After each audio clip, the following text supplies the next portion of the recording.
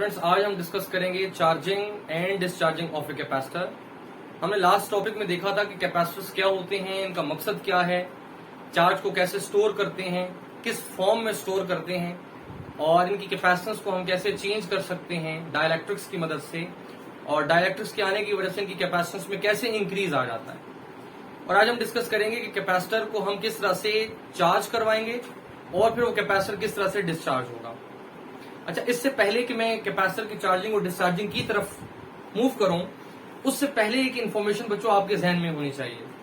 वो इन्फॉर्मेशन ये है कि कैपेसिटर कभी भी डायरेक्ट करंट या डीसी के लिए इस्तेमाल नहीं किया जाता। ये डीसी वोल्टेज डायरेक्ट करंट को कभी भी अलाउ नहीं करता कि वो इससे पास करे, क्योंकि आपको मालूम है कि कैपेसिटेंस में इंडक्शन का प्रोसेस होता है। तो इलेक्ट्रोस्टैटिक इंडक्शन जो प्लेट्स पर होती है कैपेसिटर की बच्चों, उसके लिए हमें अल्टरनेटिंग करंट चाहिए होता है जो बार बार अपनी पोलैरिटी चेंज करे। लेकिन बहरहाल हम यहाँ पर क्योंकि चार्जिंग का प्रोसेस डीसी बैटरी की मदद से ही समझना चाहते हैं, और फिर क्या करेंगे, डिस्चार्जिंग के लिए हम इस बैटरी को यहाँ से रिमूव कर देंगे। जरा फोकस कीजिएगा, ये बात जब आपको समझ आएगी तो फिर एक कंफ्यूजन क्रिएट हो जाएगी कि आपने यहाँ पर डीसी क्यों यूज किया, आपने डायरेक्ट करंट क्यों यूज किया। तो यहाँ बेसिकली अपनी आसानी के लिए हम क्या कर रहे हैं, हम इस बैटरी को यूज कर रहे हैं, डीसी वोल्टेज को यूज कर रहे हैं।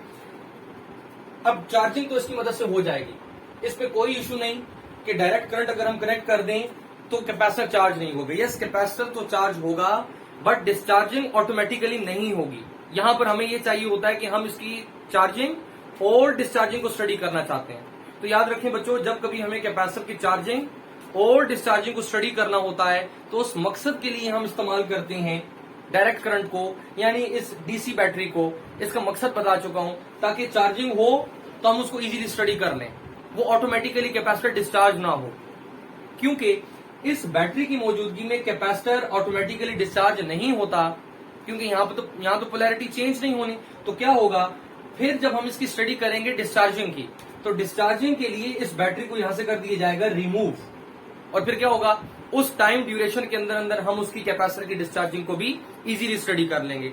लिहाजा हम क्या करते हैं बच्चों, जब भी कभी कैपेसिटर की चार्जिंग और डिस्चार्जिंग को स्टडी किया जा रहा होता है तो हम यहां पर अल्टरनेटिंग करंट एसी का इस्तेमाल नहीं करते फॉर आवर इजीनेस, अपनी आसानी के लिए। तो ये बात तो आपको यहां पर क्लियर होगी कि यहां हमने डीसी क्यों यूज किया और आमतौर पर ये डीसी के साथ क्यों कनेक्ट नहीं किया जाता। ये एसी के लिए इस्तेमाल होता है, एसी के साथ ये प्रॉपर वर्किंग देता है। अब क्या हुआ बच्चों, हमने इस सर्किट को थोड़ा सा समझना है। हमारे पास एक सीरीज कॉम्बिनेशन का सर्किट है जिसके अंदर हमने एक बैटरी, साथ में हमने लगा रखा है एक की स्विच जो कि सर्किट को ऑन ऑफ करने का काम करेगा। सीरीज कॉम्बिनेशन में लगा रखा है एक रेजिस्टर, और साथ में हमने लगा रखा है कैपेसिटर। और वो कैपेसिटर किसी भी कैपेसिटेंस का हो सकता है, जिसकी कैपेसिटेंस हमने यहां पर शो कर दी सी। इनिशियली क्या होगा बच्चों, इनिशियली कुछ बातें हम पॉइंट वाइज डिस्कस करेंगे। इनिशियली व्हेन की के, इस की का सिंबल भी हमने के लिखा हुआ है, इज ओपन। बैटरी तो कनेक्टेड है, लेकिन क्या हुआ कि इस स्विच को हमने ओपन रखा हुआ है, अभी तक की को हमने क्लोज नहीं किया, की इज ओपन। तो की के ओपन हो जाने की वजह से जो ट्रांसमिशन ऑफ वोल्टेज होगा टुवर्ड्स रेजिस्टर एंड कैपेसिटर, वो जीरो होगा। अब कैपेसिटर के पास वोल्टेज नहीं पहुंचा, करंट भी जीरो हो जाएगा। और याद रखें, जो स्टोरेज ऑफ चार्ज है बच्चों, वो भी जीरो हो जाएगा जब इनिशियली हमने बात कर दी कि जो की है हमारे पास ओपन है। फिर हम क्या करते हैं, after some time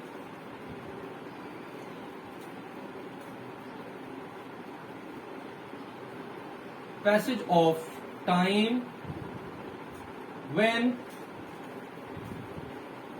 key K is closed। अब थोड़ी देर के बाद जब हमने इस की K को क्लोज कर दिया, और इसको यहां पर क्लोज होते हुए दिखा भी देते हैं, ये की हो गई क्लोज, यानी एक सर्किट मुकम्मल हो चुका है। अब वोल्टेज की ट्रांसमिशन होगा, करंट का फ्लो भी होगा इस सर्किट में, और प्रॉपर हमारे पास चार्जिंग का प्रोसेस भी होना है। तो क्या होगा हमारे पास बच्चों, यहाँ पर अब voltage not equal to zero, यानी आगे वोल्टेज की ट्रांसमिशन होगी, करंट भी हमारे पास जाएगा। So current not equal to zero, current की ट्रांसमिशन भी हो रही है, करंट का फ्लो भी आएगा और चार्जिंग का प्रोसेस भी होना है। सो यहाँ पर चार्ज हमारे पास क्या करेगा, चार्ज स्टोरेज शुरू हो जाएगा, चार्ज यहाँ पर कलेक्ट होना शुरू हो जाएगा। तो यहाँ पर लिखेंगे चार्जिंग। इसकी भी एक इक्वेशन होती है, बट हम यहाँ पर सिंपली अभी क्या लिख रहे हैं कि जब हमारे पास वोल्टेज की ट्रांसमिशन हुई, वोल्टेज हमारे अप्लायंसेस तक पहुंचा, करंट का फ्लो आया, तो जो चार्ज था वो जीरो नहीं हुआ, बल्कि अब चार्ज की स्टोरेज शुरू हो गई। यहाँ पर हमारे पास चार्जिंग प्रोसेस शुरू हो गया। और क्या हुआ बच्चों, इस रेजिस्टर से चार्ज गुजरता हुआ आया और इस कैपेसिटर प्लेट के ऊपर चार्ज को इंड्यूस करना शुरू कर दिए, चार्ज स्टोर होना शुरू हो गया। एक प्लेट पे अगर पॉजिटिव आता है तो दूसरी प्लेट पर रिस्पेक्टिवली नेगेटिव चार्ज आना शुरू हो जाएगा due to the electrostatic induction. तो क्या हुआ, यहां पर हमारे पास जो चार्जिंग प्रोसेस है बच्चों, उस प्रोसेस को ग्राफिकली हम कैसे शो कर सकते हैं कि जब वोल्टेज भी हमारे पास पहुंच गया, करंट का फ्लो भी आ गया, चार्जिंग प्रोसेस शुरू हो गई। तो इस चार्जिंग प्रोसेस को कुछ इस तरह से दिखाया जाएगा कि अगर हम यहां पर एक ग्राफ प्लॉट कर लें, जिसकी मदद से हम यहां पर ये शो कर दें कि कैपेसिटर हमारे पास चार्ज कितना हो रहा है और किस तरह से चार्ज हो रहा है, किस बिहेवियर के थ्रू चार्ज हो रहा है। तो यहां पर हम उस ग्राफ को शो कर देते हैं। ग्राफ हमारे पास आएगा कुछ इस तरह से। जहां से ये ग्राफ कर्व होना शुरू हुआ, ये एक इंपॉर्टेंट वैल्यू है जिसको हम अभी डिस्कस करेंगे। और ग्राफ की नेचर क्या है, उस नेचर पे जाने से पहले एक्सिस को भी हम शो कर देते हैं। This is the time axis, कितना टाइम लगा कैपेसिटर को चार्ज होने में। और चार्ज क्यू बाय एक्सिस में आएगा कि कितना चार्ज स्टोर हो रहा है। और इस पॉइंट पर हम लिखते हैं 63.2%। ये कर्व शो करता है कि इस पॉइंट पर आने के बाद, इतने टाइम के गुजर जाने के बाद कैपेसिटर की प्लेट पर 63.2% चार्ज जो है वो स्टोर हो चुका है। यानी ये कैपेसिटर के ऊपर जितना चार्ज मैक्सिमली आ सकता था, उसकी कैपेसिटेंस पे डिपेंड करता है वो, उसका 63.2% कैपेसिटर की प्लेट्स पर अभी स्टोर हो चुका होगा आफ्टर दैट टाइम। तो ये जो टाइम बच्चों यहाँ पर हमारे पास आ रहा है, ये भी एक इंपॉर्टेंट फैक्टर है जिसे हम आरसी टाइम भी कहते हैं, टाइम कांस्टेंट भी कहते हैं। यानी ये बात एक सामने आ रही है इस ग्राफ को देखते हुए कि कैपेसिटर की प्लेट पे जो चार्ज स्टोर हो रहा है, वो स्टोरेज ऑफ चार्ज एक स्पेसिफिक टाइम रखता है। कितने टाइम के अंदर उसका 63.2% चार्ज होगा और कितनी देर के बाद वो डिस्चार्ज होगा। सो ये टाइम बहुत मैटर करता है। और जो ये टाइम है, इस टाइम की डिपेंडेंस भी है बच्चों। और वो डिपेंडेंस क्या है, उस डिपेंडेंस की बात करते हैं, जिससे पता चलेगा कि कोई भी हमें जो कैपेसिटर मिलता है, सपोज करें हमें कोई कैपेसिटर दे दिया गया और हमसे पूछता है कि बताएं कितनी देर के बाद इस पर 63% चार्ज स्टोर हो जाएगा। क्लियर? तो हम उसके लिए टाइम फाइंड कर सकते हैं। कैसे फाइंड करेंगे, उसकी एक इक्वेशन लिख लेते हैं। इस ग्राफ के बाद यहां हमारे पास आएगी equation, charging of a capacitor depends upon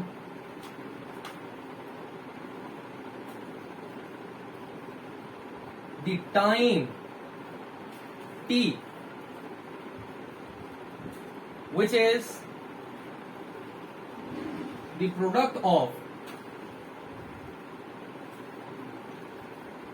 the resistance and the capacitance of the capacitor। यानी बच्चों जो सर्किट में हमने रेजिस्टर यूज कर रखा है और साथ में जो कैपेसिटर यूज कर रखा है, इन दोनों का अगर हम प्रोडक्ट लें, प्रोडक्ट आ गया आरसी। जो प्रोडक्ट आएगा, that product will tell us about the time T. और ये टाइम टी हमें बताएगा कि इतनी ड्यूरेशन के बाद, इतने लम्हात, इतने मोमेंट्स के बाद कैपेसिटर पर उसकी मैक्सिमम वैल्यू का 63.2% चार्ज जो स्टोर हो चुका होगा। क्लियर? तो ये टाइम हमारे पास कहलाता है आरसी टाइम और time constant. This time is known as RC time और टाइम कांस्टेंट, कांस्टेंट टाइम।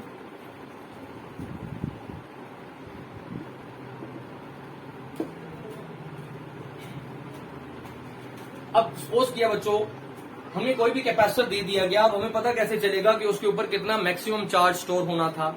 ठीक है, इस बात का इल्म होगा हमें इसकी स्टैंडर्ड इक्वेशन से, जो कि हमने कैपेसिटर के बिल्कुल स्टार्ट में डिस्कस की थी, that was Q equals to CV।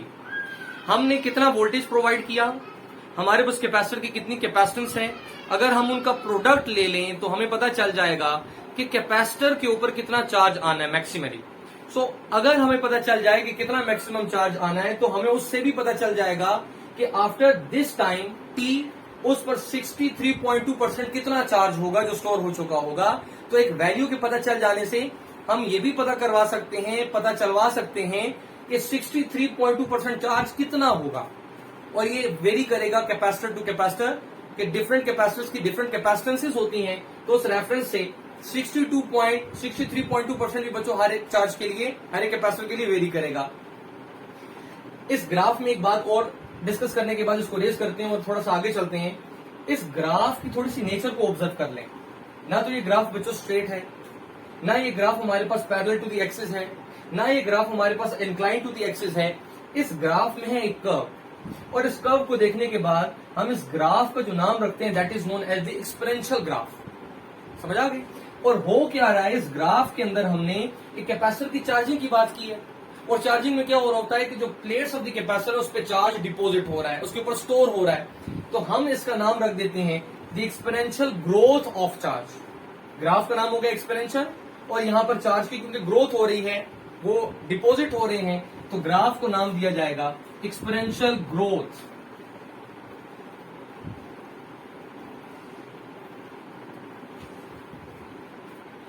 Exponential growth of the charge.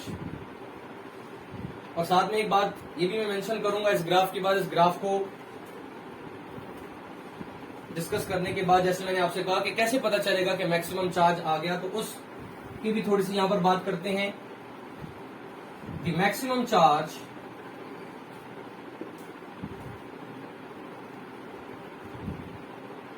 that can store on the plates of a capacitor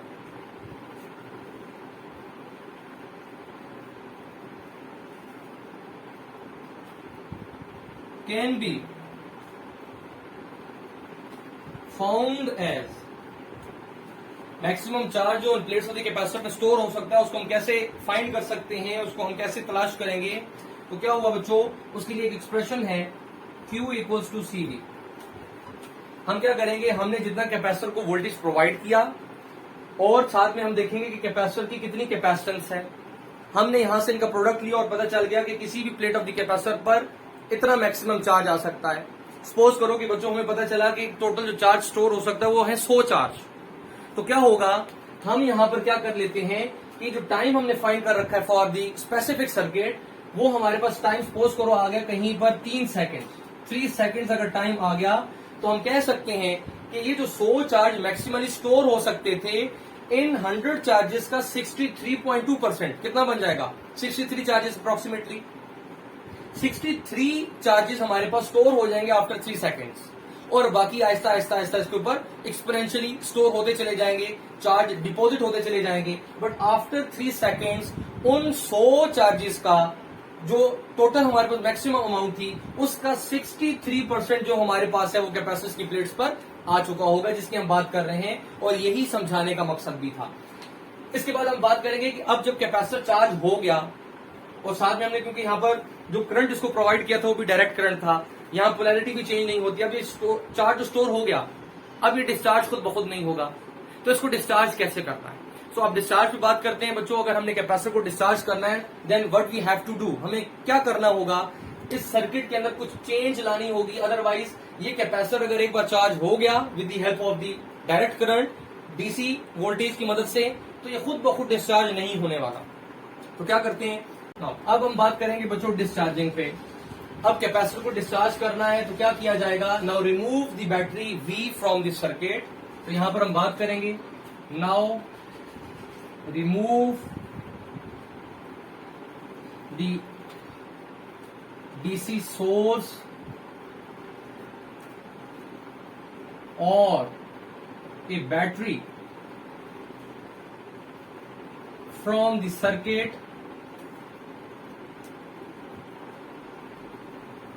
to discharge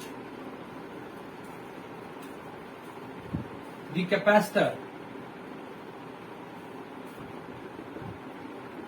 तो क्या हुआ बच्चों, ये सर्किट एक मरतबा फिर से हम ड्रॉ करेंगे और इसके अंदर बस छोटा सा एक चेंज ले आया जाएगा, और वो क्या है कि हम यहां से बैटरी को रिमूव कर देते हैं। The battery is remove.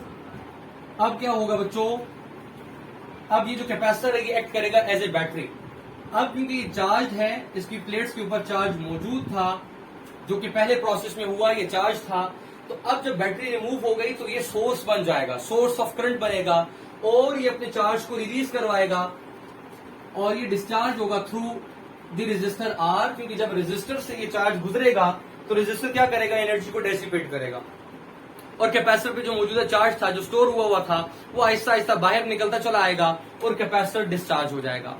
अब कैपेसिटर कितनी देर में डिस्चार्ज होगा, कितनी देर लगेगी, और कितनी मैक्सिमम अमाउंट का ये डिस्चार्ज कर लेगा इन स्पेसिफिक टाइम, इस पे भी बात करनी है।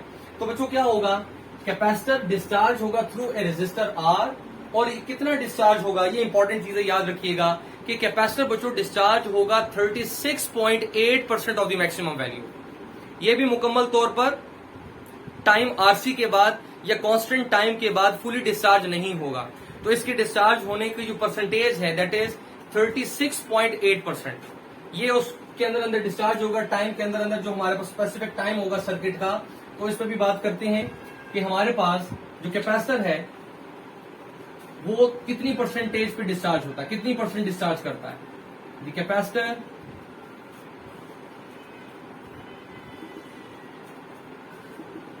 will discharge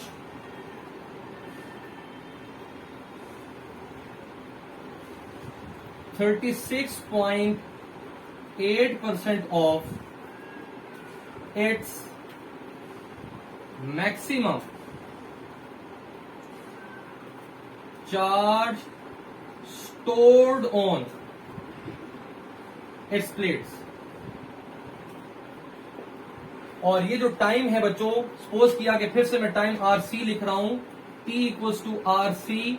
सपोज करता हूं कि वही मैंने कंसीडर किया कि 3 सेकेंड्स के अंदर अंदर कैपेसिटर चार्ज हुआ था, कितना 63.2%। इतना ही टाइम वो दोबारा कंज्यूम करेगा अपने डिस्चार्ज होने के लिए, लेकिन कितना डिस्चार्ज होगा 36.8%, जो कि आपको परसेंटेज नजर भी आ रही है। और यहां पर अगर हम इसका ग्राफ बना लें तो इसके ग्राफ में भी आपको एक चेंज नजर आएगी, time along X axis, charge along Y axis, और इसका ग्राफ कुछ ऐसा बनेगा। और क्या हुआ बच्चों कि यहां पर भी जो कर्व आ रहा है उस कर्व पर एक डॉटेड लाइन लगाकर उस टाइम को डिस्कस किया जाएगा और चार्ज को डिस्कस किया जाएगा। ये वो टाइम होगा जिस टाइम ड्यूरेशन के अंदर अंदर कैपेसिटर का 36.8% बच्चों डिस्चार्ज हो चुका होगा, और बाकी वो टाइम कंज्यूम करते हुए उसको फर्दर डिस्चार्ज करता रहेगा, जबकि इतने टाइम के बाद दोबारा चार्जिंग का प्रोसेस शुरू हो जाता है। लिहाजा इस चीज को याद रखना है कि आरसी टाइम जितना भी हो किसी कैपेसिटर का, जो कि रेजिस्टेंस और कैपेसिटेंस के प्रोडक्ट से आएगा, वो जितना भी टाइम हो, मैंने सपोज किया था 3 सेकेंड्स, वो जितना भी टाइम हो उस टाइम के बाद अगर कैपेसिटर चार्जिंग प्रोसेस पे है तो वो 63.2% चार्ज को स्टोर कर लेगा ऑफ इट्स मैक्सिमम वैल्यू, जो कि उसके चार्ज इक्वेशन फॉर्मूला से चार्ज निकल आएगा। और अगर कैपेसिटर डिस्चार्जिंग प्रोसेस पे आ गया तो उसी टाइम ड्यूरेशन के बाद, जैसे कि मैंने कंसीडर किया 3 सेकेंड, उस टाइम ड्यूरेशन के बाद कैपेसिटर हमारे पास 36.8% डिस्चार्ज हो जाएगा ऑफ इट्स मैक्सिमम वैल्यूज। जैसे मैंने पहले कंसीडर किया था from this expression Q equals to CV, और यहां से सपोज किया बच्चों हमारे पास पता चल गया कि कैपेसिटर ने 100 चार्ज स्टोर किए थे और वो 3 सेकंड के बाद 63.2% स्टोर करवा चुका था।